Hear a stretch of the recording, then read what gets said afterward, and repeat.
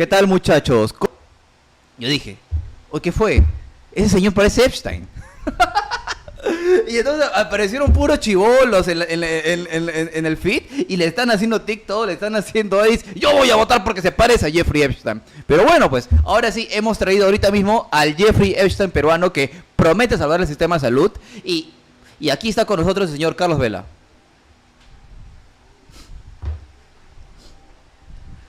Hola, ¿qué tal Álvaro? ¿Qué tal, Carlitos? ¿Cómo estás? ¿Cómo estás? Gracias por la invitación. ¿Qué se siente una persona con tal trayectoria? Porque tú eres médico. Así es. De gran experiencia, gran trayectoria, limpio, con un gran expediente. ¿Qué se siente estar en un partido en donde hay implicados de 53 sus candidatos tienen denuncias? Muchas denuncias de boxeo doméstico o incluso de enfriamientos. ¿Cómo se siente que la persona más limpia probablemente de ese partido sea también y al mismo tiempo el Epstein peruano? ¿Hay sentido? Mira Álvaro, efectivamente... yo estoy en este partido hace ya 14 años, como tú dices tengo 25 años de trayectoria trabajando por los adultos mayores en el campo de la geriatría y la salud pública en Lima, y efectivamente mi trayectoria pues ha estado marcada por el servicio, la solidaridad y siempre el deseo de cambiar el sistema de salud peruano para que sea un sistema que en realidad converse con las verdaderas necesidades de salud de la población, y es por eso que planteamos desde nuestra mirada un cambio radical en el paradigma del atender la enfermedad para atender realmente la salud. ¿Y ahí qué involucra? Involucra, por supuesto, la prevención, la promoción, involucra también atacar el problema social, ¿no? Porque la mayoría de las enfermedades tienen un componente social y se trabajan en el primer nivel de atención. Con respecto al tema de Epstein peruano, efectivamente ha habido pues una gran explosión en relación a algún tipo de sensación con eso? de parecido con este señor, con el cual realmente no podemos ser más distantes de nuestra forma, de nuestra trayectoria y de lo que pensamos. Sin embargo, efectivamente los jóvenes pues toman esto con mucha jocosidad y de eso también se trata esta campaña, ¿no? Esta no es una campaña que pretende ser absolutamente tecnocrática, a pesar de que esa es mi origen y mi formación, pero lo tomamos así con mucha tranquilidad. Pero ahí donde me impresiona bastante sobre tu persona, un perfil tecnocrático. ¿Por qué ha decidido entrar en un partido que ya hemos visto que el 20% de sus candidatos tiene denuncia? Un partido y una universidad que tiene tantos chunchillos. ¿Tú realmente confías en tu partido y en la gente que está poniendo? Mira, la vida democrática de los países debe empezar por un fortalecimiento de las instituciones democráticas, y yo soy un convencido de que son los partidos políticos los que tienen que mejorar, y esta es una gran oportunidad para renovar la política con nuevos rostros que desde todos los partidos puedan hacer ese cambio que no solamente venga de la mano de tener las manos limpias, sino también de que entren los que saben, ¿no? Porque efectivamente los filtros en los partidos han fallado, claro, y es el momento de que los periodistas, de que el ciudadano que necesita informarse tenga estos espacios justamente para eso, para poder decidir a través de un voto de conciencia que privilegie el aspecto de la meritocracia y por supuesto de la mano también con el tema de la integridad, ¿no? O sea, una trayectoria de servicio, pero solidaria y limpia. ¿Tú estás muy seguro y muy convencido que en una victoria de tu partido y bajo el liderazgo de gente tecnocrática como tú, el MINSA va a mejorar?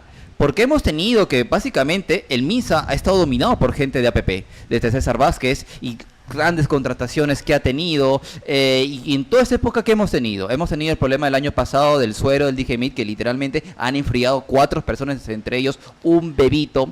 Hemos tenido un problema con el dengue, y ahora mismo estamos teniendo un problema en salud con temas de pagos a los mismos médicos, y temas que literalmente ahora mismo en salud está una problemática como nunca antes desde la pandemia. Sí, tú lo has dicho y lo reconocemos, son temas de gestión que tienen que mejorarse. Uno de los aspectos fundamentales que estamos proponiendo a propósito del caso que tú mencionas es definitivamente una reorganización, pero a través de un fortalecimiento institucional, no solamente de la DIGEMIT, sino de todas las instancias que tienen que ver con el control de calidad de los medicamentos. La DIGEMIT realmente cuenta con un personal exiguo para todo el trabajo que tiene que realizar, y lo que nosotros proponemos es el fortalecimiento a través del financiamiento, ¿no? Y además darle autonomía técnica, porque la DIGEMIT es un órgano técnico, es un órgano que debe supervisar no solamente a nivel internacional.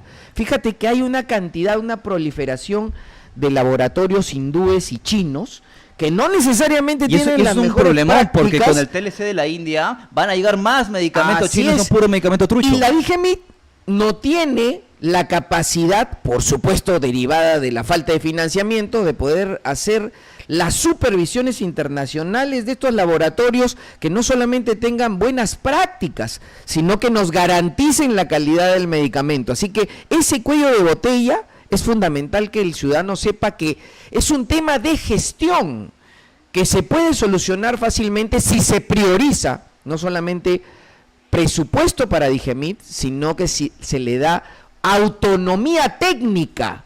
Como un BCR.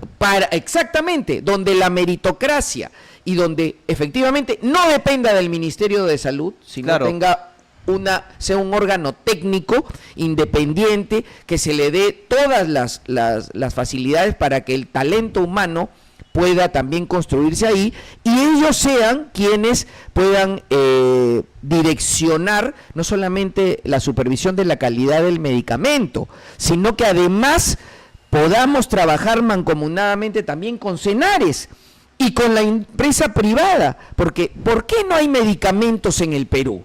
No hay medicamentos porque no se hacen las compras corporativas en el momento adecuado y terminamos pagando a nivel regional y a nivel de Lima Metropolitana el precio de comprar por separado. Y entonces después nos quejamos y decimos, ¿por qué no tenemos medicamentos? Sí hay un presupuesto razonable para eso. Y la respuesta es 17.000 millones de dólares. Entonces, lo que tenemos que hacer es efectivamente una articulación de todos los sectores involucrados y aquí, por supuesto, la empresa privada también tiene que tener un compromiso, de manera que cuando se convoque a una compra corporativa, tanto para las Fuerzas Armadas, para el Salud como para el MINSA, ellos no se declaren desiertos estos concursos corporativos y se logre, y en eso estoy convencido porque yo he tenido reuniones con la empresa privada también, tanto como candidato, como en otras oportunidades, y hay un compromiso.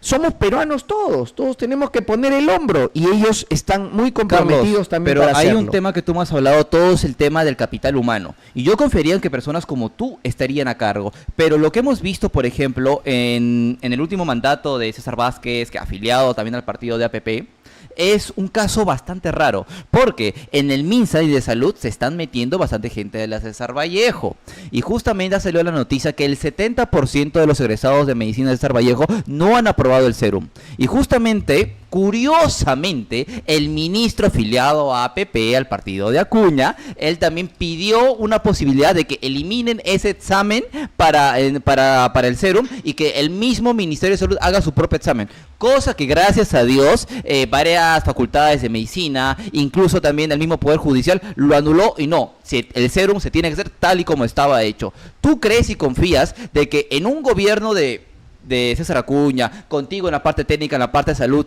tendríamos a los mejores profesionales ya teniendo este antecedente que tantos macanakis literalmente de la César Vallejo están entrando? Mira, yo creo que lo que Natura no da, Salamanca no lo crea, ¿no? O sea, aquí creo que hay mucha gente que efectivamente no merece el trabajar en un establecimiento si no ha tenido el mérito académico para hacerlo, ¿no? Entonces yo creo que el tema de las universidades, sin duda, SUNEDU, que es el órgano técnico, tiene que empezar a participar de una manera más decidida sobre esa supervisión, que pasen los que en realidad aprueban el examen. El examen tiene que tener una calificación técnica que permita que nosotros podamos al final garantizarle al ciudadano de a pie, ¿no? Garantizarle que efectivamente le podemos ofrecer un profesional de calidad que pueda atender sus necesidades de salud, ¿no? Entonces yo creo que hay que enfocarnos ahí, y yo en realidad creo que tenemos la fórmula para hacerlo. Hay un plan de gobierno, ¿no? Que ustedes pueden acceder a él,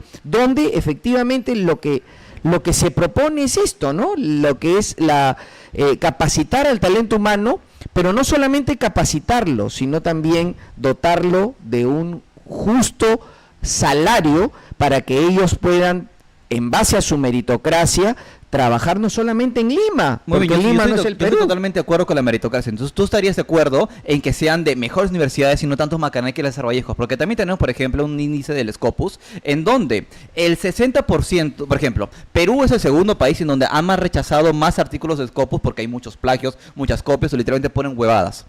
Porque ha habido casos en donde tesis en inglés lo copian en español y así lo lanzan, de las cuales el 60%, unos 400, han sido retirados de la César Vallejo.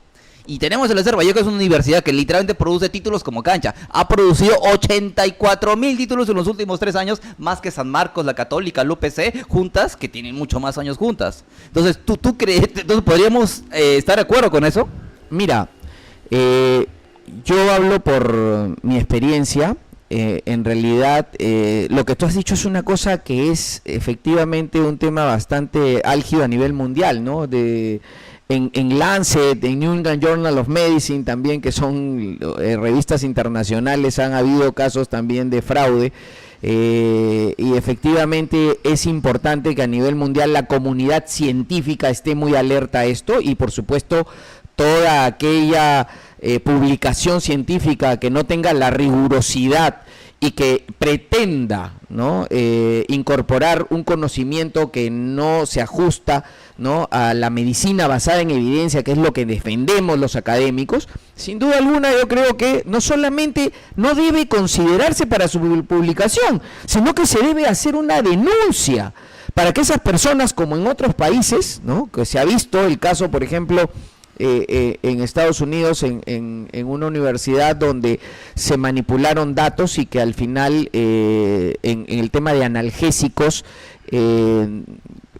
esta persona fue al final llevada a los tribunales y castigada. Y eso también tiene que hacerse, porque el Perú no es una república bananera. Acá no se puede hacer lo que le da la gana a uno, y menos en los espacios científicos, que son los que salvaguardan el conocimiento de los doctores que van a salir a atender a los ciudadanos. Así que yo creo que en ese aspecto, yo creo que sí podemos garantizar que a través de un sistema que venga incluso desde la mirada pública. El Ministerio de Salud tiene la Escuela Nacional de Salud Pública, que es un espacio que yo creo que no se le ha dado la relevancia correspondiente para capacitar a todos los funcionarios públicos en salud, de manera que hablemos el mismo idioma en materia de primer nivel de atención primaria de la salud, prevención, Carlos, y promoción. Hay un tema que en ese canal hemos hablado bastante, porque es un canal principalmente habla de carreras universitarias, que no deberías estudiar, que no estudies administración, ya no estudies esas huevadas, estudia cosas útiles.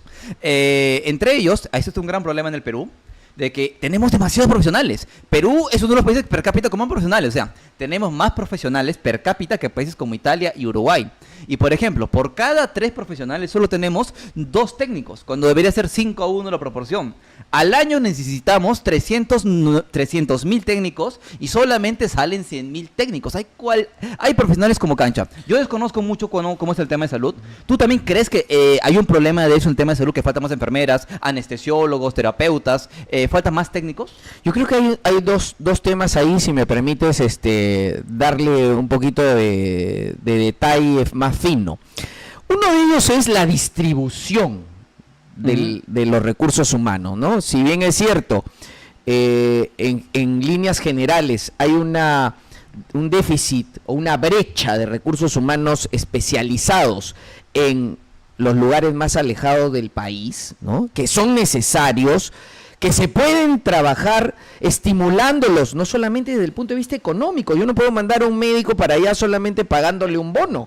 Tengo que garantizarle que va a tener un futuro desde el punto de vista de sus capacidades como profesional, ¿no? Entonces, ahí hay un tema que creo que se puede trabajar mirando al país con un enfoque más descentralizado y, lógicamente, garantizándole que va a tener no solamente un recurso económico que le va a permitir subsistir, sino que además puede garantizarle su progresión a nivel profesional, como por ejemplo garantizarles que pueden tener una especialidad en salud pública, ¿no? Gestores de servicios de salud, salud pública y comunitaria, son especialistas y van a trabajar en esos espacios. Entonces, yo creo que ahí hay una alternativa interesante que nosotros proponemos, y desde el punto de vista de la parte técnica, efectivamente, estoy completamente de acuerdo contigo. Hay demasiados profesionales en una serie de campos que en realidad lo que necesitamos, a propósito del crecimiento del país en agroindustrias, son técnicos en el campo. La actividad minera ha generado un crecimiento económico sustancial en nuestro país, pero la agroindustria es el gran valor que actualmente que genera más empleo. Tenemos que cuidar, porque efectivamente genera más empleo, genera producción, y tenemos una brecha en materia de lo que es no solo infraestructura, sino tecnología. Entonces, ¿y quiénes son los que tienen que trabajar ahí? Son los técnicos en agroindustria. ¿Cuántos institutos tenemos en Lima o en el interior del país que fortalezcan la posibilidad de capacitación de técnicos en este aspecto? Habiendo crecido más de 300% en todo el país el tema de la agroindustria, muy pocos. ¿Por qué? Todos queremos ser profesionales. Claro, y en entonces realidad, tú estarías de acuerdo conmigo en esta chiquita, de que los guaguitas dejen de ser cojudos, dejen de ser cojudes como decisión de empresas, estudien algo técnico que el Perú necesitas. sin duda. Secundas. No, además, estudienlo porque les va a ser bastante útil, porque van a ganar más. Tenemos aquí institutos, ¿no? Que, bueno, lo voy a decir, tecnológicos o que generan profesionales o técnicos como el TecSub, ¿no? Como el Senati, ¿no? Donde, si tú te pones a pensar, estudiemos maquinaria pesada. Claro. ¿Se necesita para las minas? De todas maneras. Ajá. Estudiemos técnicos en agroindustrias. ¿Se necesitan para el agro? Sin duda. Entonces, Y van a faltar más médicas entonces, geriatras. Que y van a viendo empezar más. a ganar más. Van a empezar a ganar más porque van a estar en un espacio en el que en realidad son necesarios y serán muy bien valorados. Los geriatras igualmente, ¿no? Como tú decías, lo que necesitamos es geriatras, pero en el primer nivel de atención. Entonces, ¿tú crees que debería haber a nivel de educación para mejorar la meritocracia, que ya no haya tanta autonomía universitaria y que las universidades, para que empiecen a dar menos cupos para estudiar ciertas carreras? ¿Estarías de acuerdo con eso? De acuerdo, y además lo que hay que hacer es cambiar la currícula. Porque Ajá. es una currícula desfasada que sigue creando gente para, en realidad, estudiar. En el caso de la medicina, los preparamos para que sean cirujanos de robótica y no tenemos los robots. Claro. ¿no? Entonces, lo que necesitamos son agentes que trabajen con la comunidad en el tema de salud comunitaria a nivel de los distritos. Eso es lo que necesitamos. Y no necesitamos tantos hospitales, necesitamos centros de salud que estén no solamente con infraestructura. Pongamos un examen, una máquina de radiodiagnóstico con inteligencia artificial en la posta de San Juan del Lurigancho. Verás cómo inmediatamente la IA lo que hace es tomarte la radiografía y te dice sospecha de tuberculosis en el mismo minuto que te lo está tomando. Y tú me dirás, pero ¿por qué ahí? Porque eso, ¿acaso la tecnología no es el patrimonio de los hospitales especializados? No, porque los hospitales especializados, cuando tú vas, te van a tomar una tomografía para algo que tiene más complejidad, Claro, pero mi para hacer estimado diagnóstico... Epstein, entonces podríamos estar de acuerdo en esto, en que la SUNEDO debería fiscalizar más a las universidades para que ya no haya tantos macanakis, como por ejemplo, en la César Vallejo se ha visto que solamente 6 profesores han sacado 1.800 tesis. Y el primer lugar, ahorita lo tengo el nombre acá, ha sacado ese brother 484 tesis. Bueno, ya tenemos de por sí que a la hermana de Acuña unos plagios de un 80%. Tenemos a la señora María Acuña de un plagio de 81%. Ahí tenemos a... Bueno, ¿para qué enseñarles? Ustedes créanme nomás, porque está en las noticias, eso ha salido. 1.800 tesis para solo 6 profesores. Hemos tenido que al año hay 35.000 nuevos graduados al año. Y te digo, tú que estás en el sector médico, tú realmente confías en los nuevos egresados, porque estás viendo cualquier cantidad de egresados como cancha. Y muchos de ellos ni siquiera acaban y aprueban el serum. Mira, yo además de ser un médico que estoy al pie de la cama de los pacientes en mi hospital de la Fuerza Aérea y en mi consultorio también, te diría que efectivamente estamos confirmando que a todo nivel, universidades privadas como incluso nacionales, la calidad de la formación educativa y además ética, eso es otro detalle que es importantísimo, en realidad está siendo dejando bastante que desear desde mi perspectiva como formador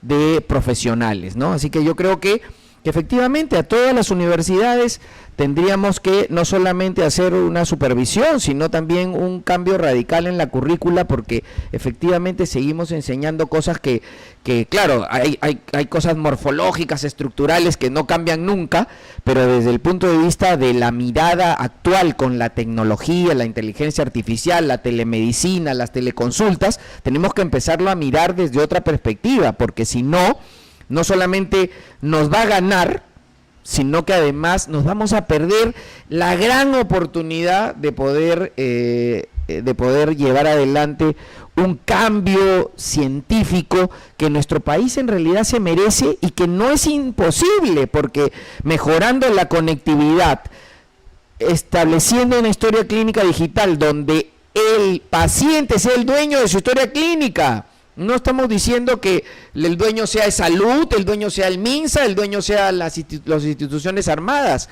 El dueño es el paciente. Y gracias a ese nivel de interoperatividad, uno puede tener su historia clínica en cualquier lugar y puede ser atendido incluso en provincias sin ningún inconveniente, y eso garantiza que no se equivoque el otro médico que no te conoce, porque gran parte de los errores médicos no son voluntarios. Los médicos en realidad tenemos una formación que siempre nos mueve la beneficencia y la no maledicencia al paciente. Sin embargo, podemos cometer errores, pero llevados de la mano del escaso conocimiento del caso del paciente, ¿no? Que creo que es fundamental y que Genial, se puede Carlos. lograr perfectamente con Carlos, tecnología. ahí también ya para cambiar de tema, ya para no meterle tanta chacota y tanta joda a tu universidad, que a mí me encanta hacerlo, a Cuñita. Espero algún día tenerlo acá, pero no creo que pase. Eso solamente sería si me daría 30.000 soles, como estaba pasando con Sacho Sumaki. Es supuestamente, así he escuchado. Pero en fin, hay otro tema, y tú te has hecho famoso últimamente entre los chibolos como el candidato Jeffrey Epstein por su apariencia física. Pero tú eres un médico con alta experiencia y conocido geriatra, o sea, básicamente en el tema de los viejitos. Y hoy en día, o sea, está un poco, tú estás especializado en geriatras, pero te has hecho conocido en los guaguitas, que quieren votar contigo literalmente por el meme. Pero hay un tema que los chibolos no saben, y es un tema muy fuerte, el tema del invierno demográfico.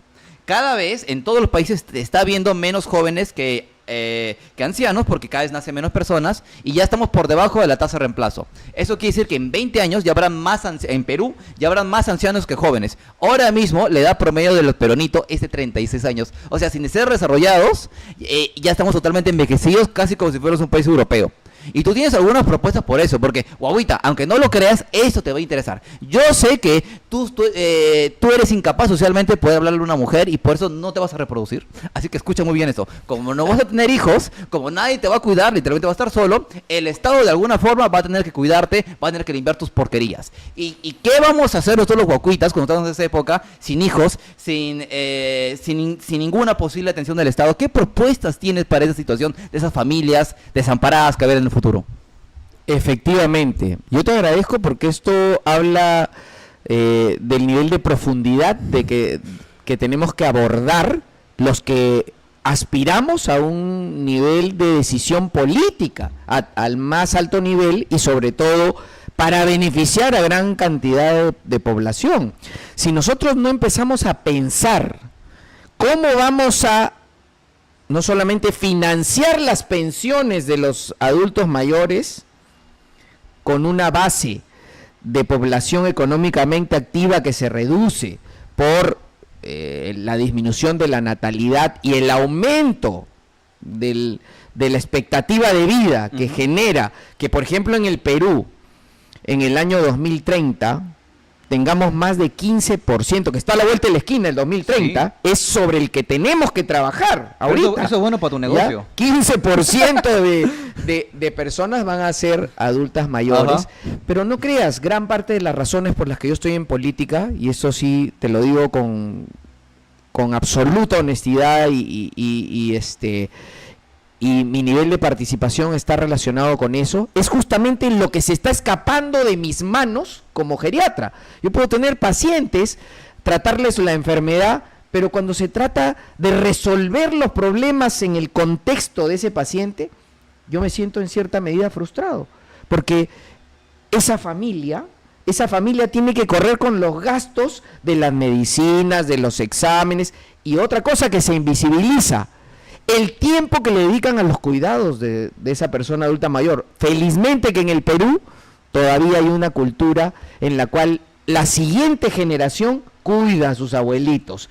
Y yo creo que ahí lo que no podemos es desproteger a esa familia que está invisible y que muchas veces, ahora que se viene el Día de la Mujer, el rostro de esa invisibilización es de una mujer.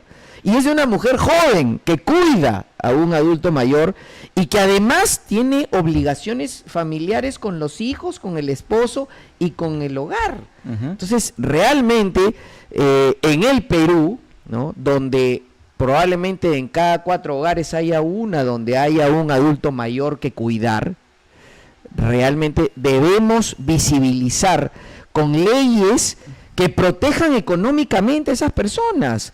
En realidad se gasta mucho más, 20.000 millones de soles en corrupción, en comisiones. ¿Y por qué no se les puede dedicar eso, ¿no?, a reconocer el trabajo invisible que realizan la mayoría de nuestras mujeres peruanas con niños que tienen alguna condición como autismo, Asperger o alguna discapacidad, con adultos mayores que son frágiles y que tienen algún tipo de dismovilidad y que hay que cuidar? ¿Por qué? Si se puede hacer. Hay leyes en otros países, incluso para los que tienen una enfermedad catastrófica, como nos ha pasado con COVID, donde si el gasto en salud genera una condición que precariza, empobrece y por supuesto altera lo que es el sustento de la familia, el Estado debe ser un garante de esa situación. Pero tú lo ves económicamente viable.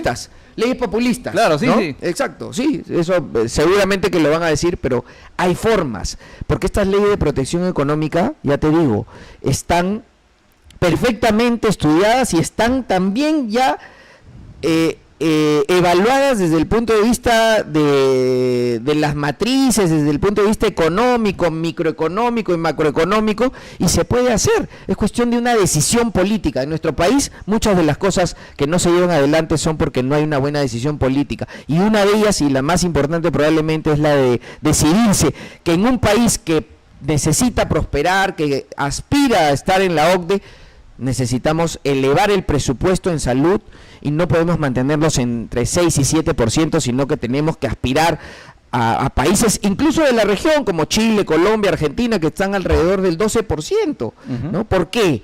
Porque nosotros entendemos que la salud no es una prioridad. Cuando un país se precia de ser un país que aspira, ¿no?, a crecer, a progresar, 2 aspectos tiene que priorizar: salud y educación. Pero, claro, educación no Carlos, quieren. Carlos, ahí es donde yo me pongo a pensar si realmente es económicamente viable. Si ya vemos que ya de por sí en nuestra AFP, no importa que yo trabaje 20 años, igual cuando sea vieja me van a dar con los justos mis 150 soles. Y un guaguito, el promedio, es el promedio de guaguitas trabajadores van a recibir entre 100 a 200 soles, no es nada. Ya, o sea, y incluso ahorita mismo tenemos un déficit fiscal.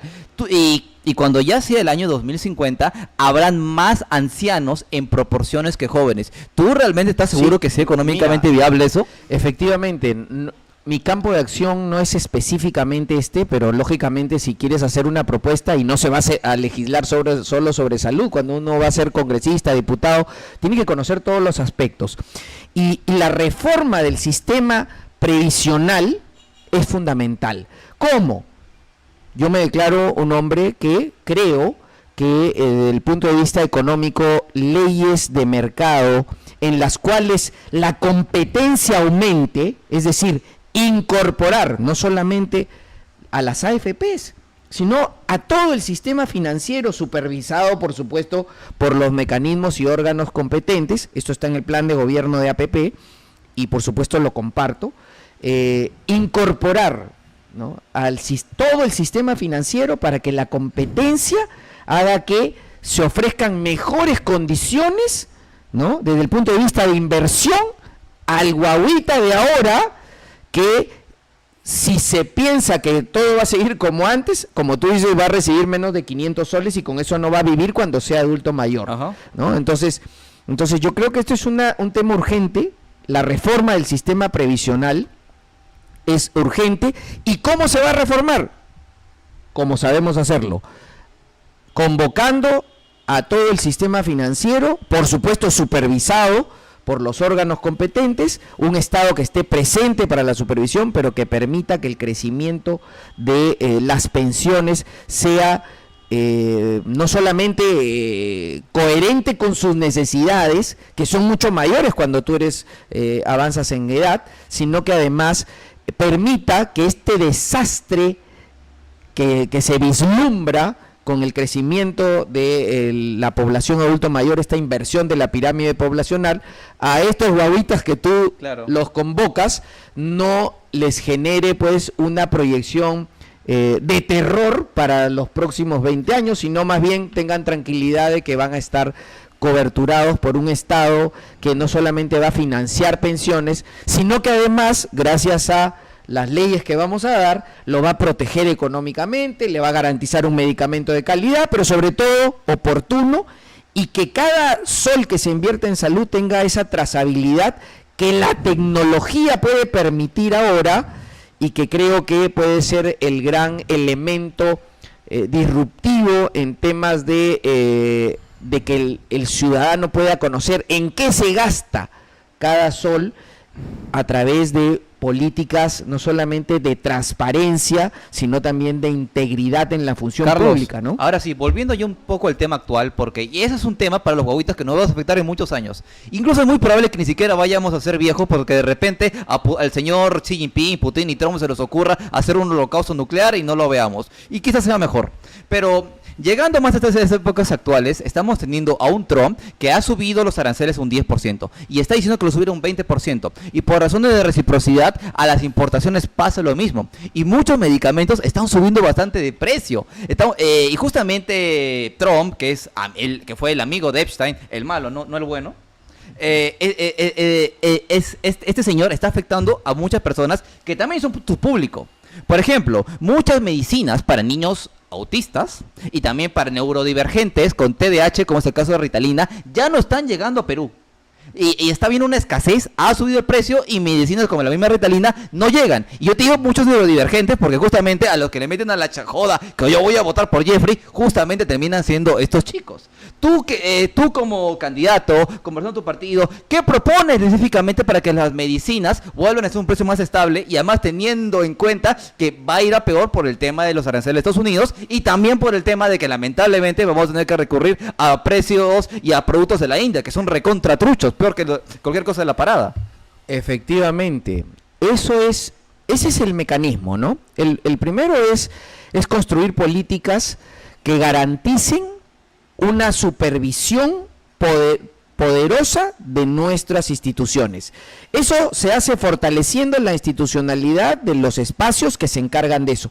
Y como tenemos la información, yo tengo la información de que hay el primer puesto en laboratorios pendientes de supervisión, efectivamente es la India.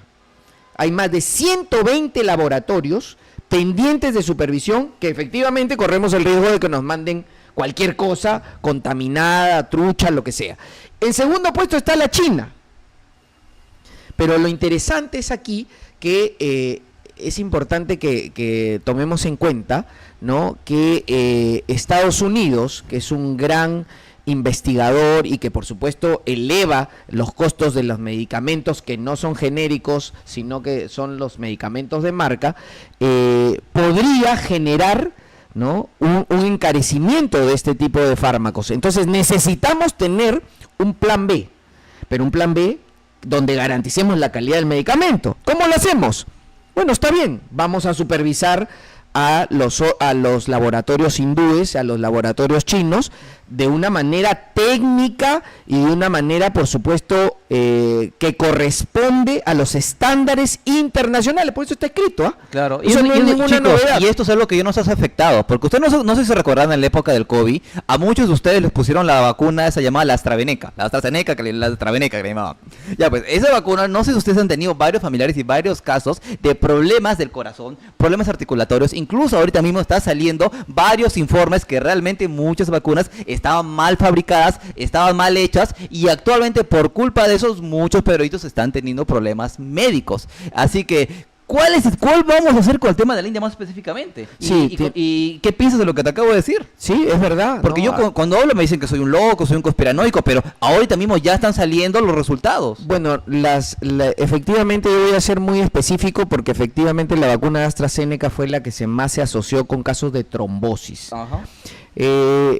Y eso en un contexto global, mundial, ¿no?, donde había pues una concentración de lo que es la parte científica en el tema de la vacuna, yo creo que nos generó efectivamente algunos problemas relacionados a esto. Sin embargo, debemos reconocer que el tema de la vacuna en el Perú, ¿no?, y en eso lo conozco muy bien porque no solamente lo evalué desde el punto de vista científico, sino también participé en la generación del dictamen. Fui convocado por el Congreso de la República a la Comisión de Salud y Población y yo participé en la generación del dictamen donde se declara la vacuna contra el COVID como un bien público, lo cual creo que fue un hito importantísimo, no solamente en mi vida profesional, porque tengo formación como infectólogo también de Cayetano Heredia, sino también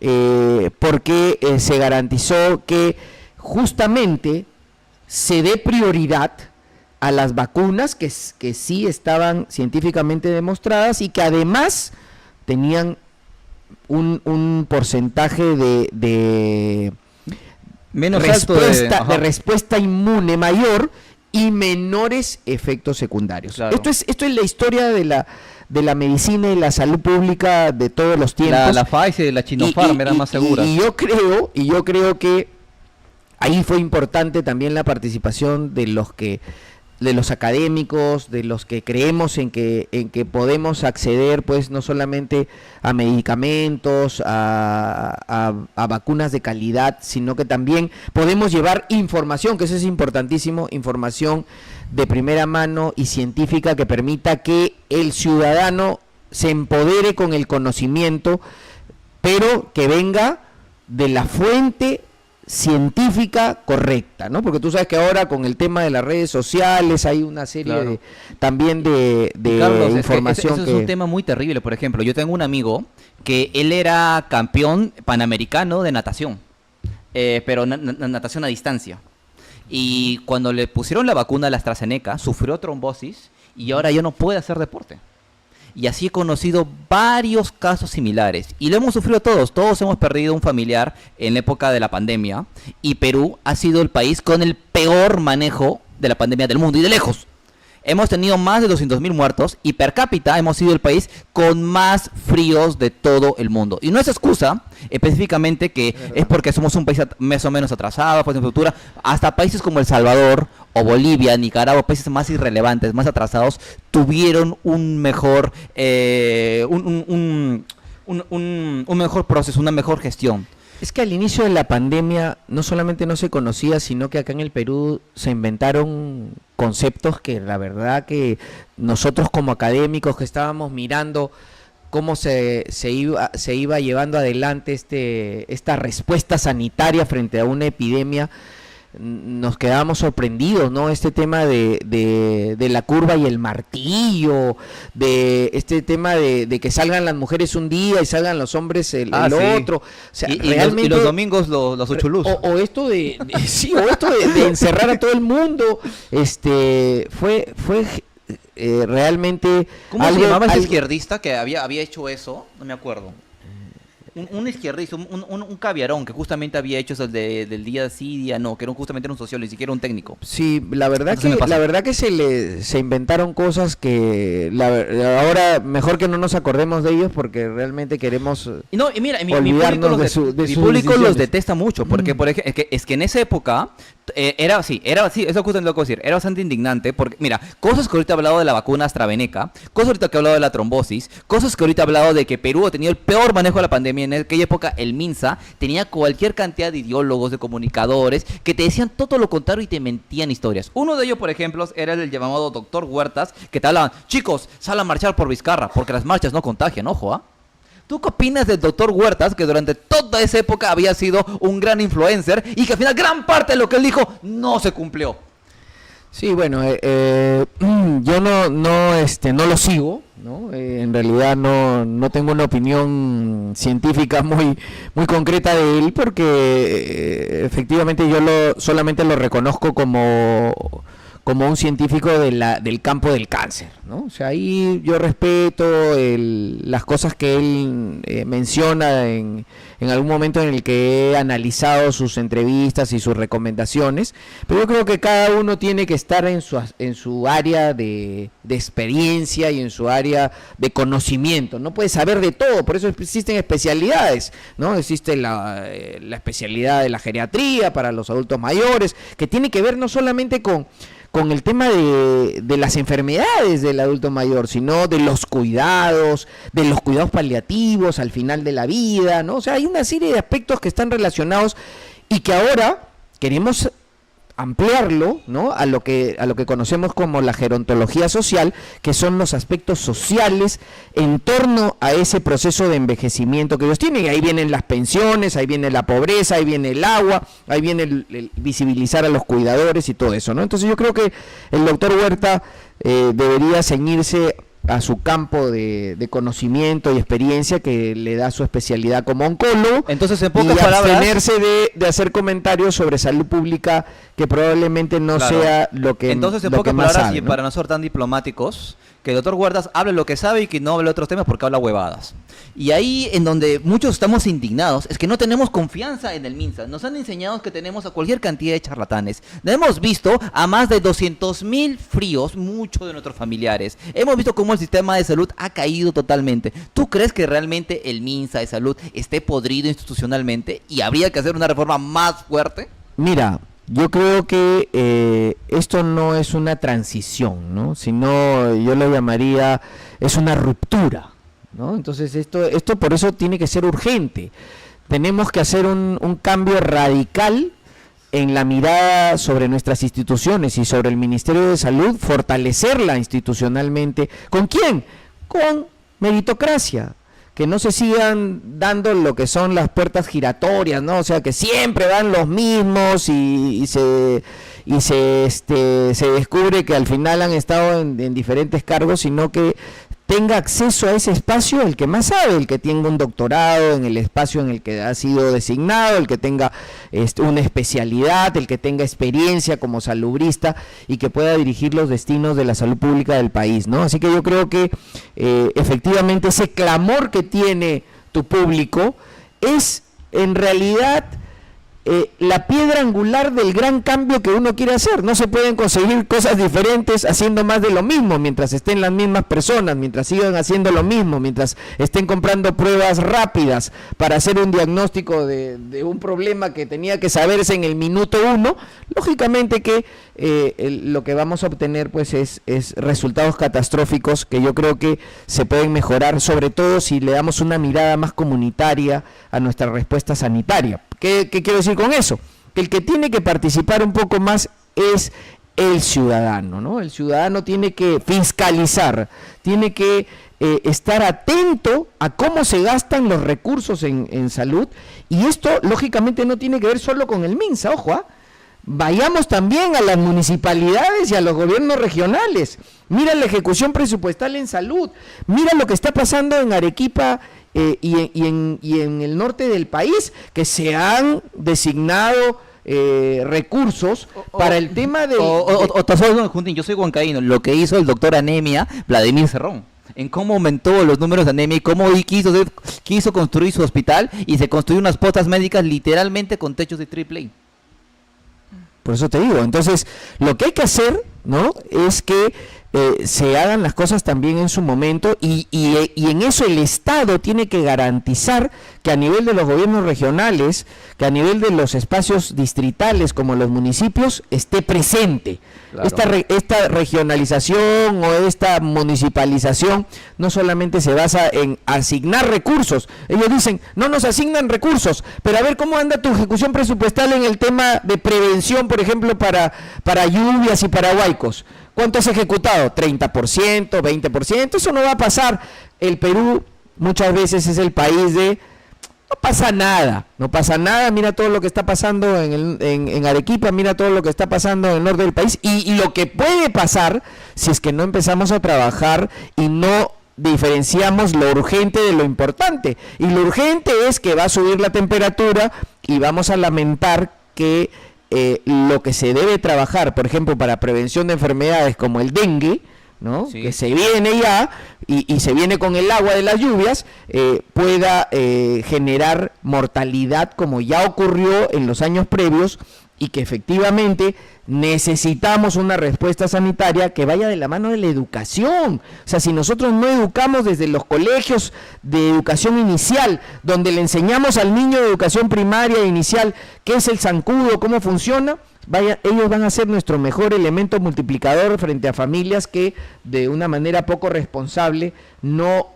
observan las recomendaciones que son muy conocidas y que al final terminan generándonos demasiados problemas como las epidemias, ¿no? Entonces, con esto podríamos decir que necesitamos la mejor calidad humana, y por favor, César Acuña, deja de querer meter a tus macanakis a trabajar en el MINSA o en el Salud. Yo entiendo que no pueden pasar su examen, que es un 70%, pero ¿qué nos importa? Si quieres llegar al poder, aunque sea sin tus macanakis, déjalos ahí, quítales la plata de sus viejos, pero no nos jodas más el nivel de salud.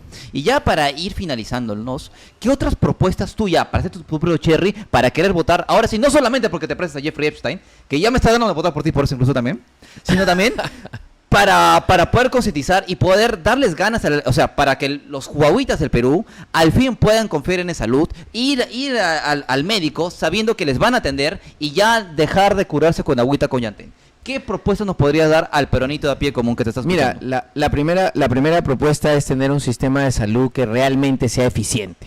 Y eso se logra con gestión, ¿no? O sea, hay que distribuir mejor los recursos. ¿Dónde? En el primer nivel de atención. ¿Qué ofrecemos? Especialistas en las postas médicas, inteligencia artificial en los equipos de radiodiagnóstico de los centros de salud, ¿no? O sea, todo el trabajo debe concentrarse en el primer nivel de atención.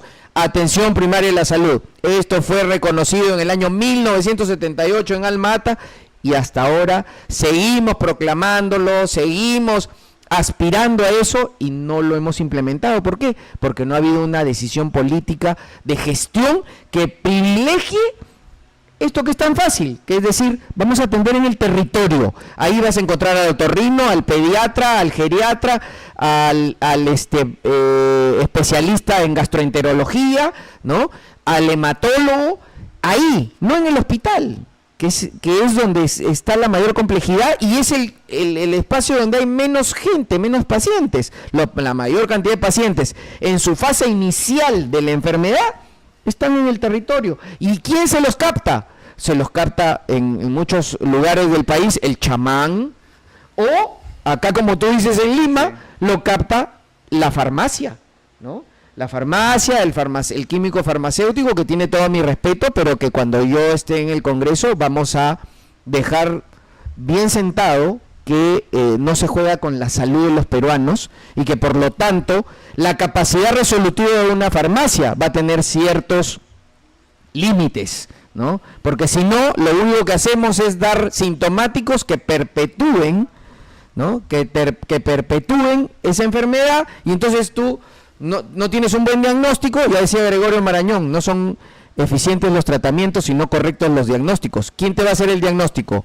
¿El farmacéutico en 3 minutos o un médico en un centro de salud que pueda tener las herramientas técnicas para hacerte un buen diagnóstico? Una radiografía con inteligencia artificial, un examen de laboratorio, ¿no? Y que, lógicamente, la tecnología no solamente va a generar ahorro en la progresión de las enfermedades, sino que además va a permitir que no haya corrupción, ¿no? Que no haya corrupción, que se demuestre en qué se gasta, y que se gaste en tecnología, en telemedicina. Si no tenemos al otorrino para que esté en el centro de salud, vamos a tener turnos de telemedicina para ese otorrino. ¿Para qué? Para que pueda hacer diagnósticos precisos de los pacientes y se puedan atender ya con el consejo médico. Y las medicinas no hay, pero igual puede ser que haya centro de salud, pero no hay las medicinas. Entonces, haremos convenios también con las farmacias, pero el Estado tiene que garantizar que ese paciente definitivamente nos complete su atención desde el diagnóstico, el tratamiento y la trazabilidad del medicamento en el momento que lo recibe, sea desde el espacio estatal o desde el espacio privado a través de convenios. Perfecto, Carlos, muy bien. Muchas gracias por haber venido, estimado, y como yo siempre les digo, ojalá que César Acuña no sea presidente, pero si alguno de sus macanakis va a ser congresista, no estaría mal que tú seas, porque la verdad muchas de tus propuestas yo estoy completamente a favor. Tiene que haber más meritocracia y que tiene que pensar en ese gran problema que se viene, que es el invierno demográfico. Muchas gracias aquí todos. Carlos Vela, el partido APP, número 2 por diputado por Lima, el famoso Epstein peruano, pero el bueno, ¿no? Supongo. De todas maneras. ¿Y si ganas, nos vamos a invitar a tu isla? Ojalá tenga, pero no. Tenemos una campaña bastante austera, bastante modesta, pero con muchas ganas, y te agradezco porque efectivamente es por los jóvenes por quienes estamos apostando por un futuro mejor. Muchas gracias, estimado Carlos. Un gusto. Gracias.